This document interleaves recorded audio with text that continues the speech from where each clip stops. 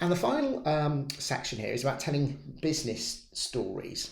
So obviously storytelling is an important and growing skill in business.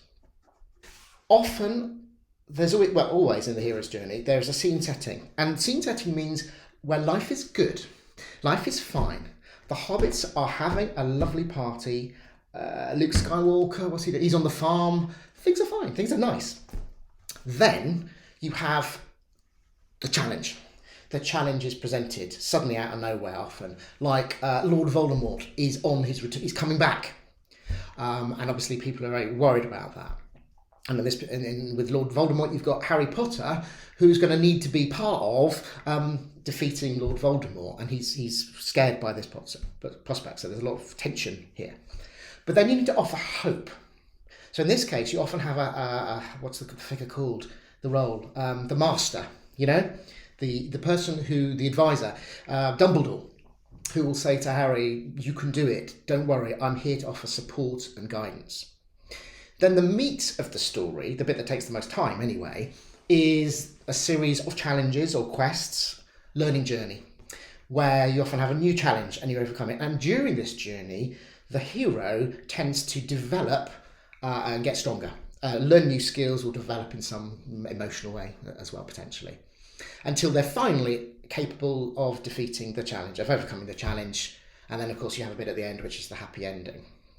So that's the framework. Now, the reason I'm talking all about movies and storylines is because this particular structure lends itself very well to business meetings and, in fact, even pitches as well, new business pitches. So I'll just show you how that works. So a classic default for a business storyline is you start with the context.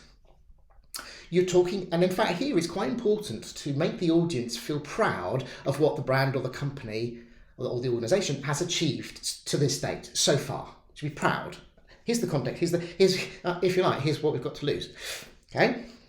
Then you present the challenge. Say, unfortunately, we're in the spirits market and everyone's now drinking loads of water and everything's in decline. Whatever. The challenge, and even if it's an opportunity, it's important to create attention here. Create tension here. In other words, here's an opportunity we really mustn't miss out on, or if we don't seize it, a competitor will. There has to be tension. Okay, that's the challenge. Then the third one is the hope, offering hope. Say, but don't worry, thanks to this fantastic presentation you're about to see, we will shed light on the challenge and we'll know exactly what to do.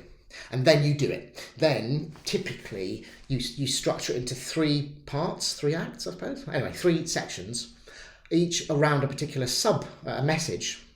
And in each message, you give your your point of view about the message, the points that argue for that point of view, the support, the data, plus ideally something to make it memorable.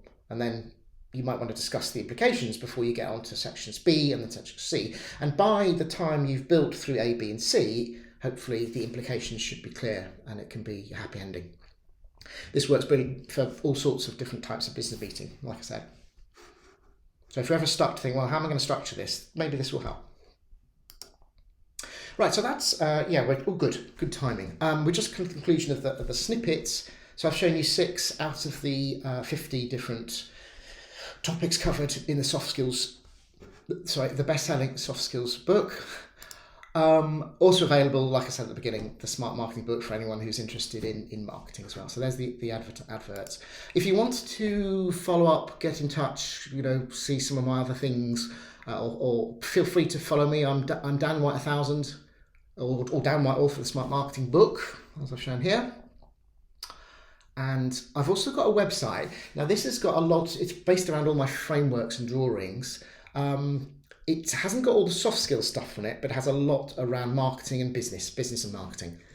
So for example, here are just a snippet of some of the visuals and frameworks that I include in that section. And within each one, I also explain the framework and when you might use it and give you handy links to sort of further reading if you require it.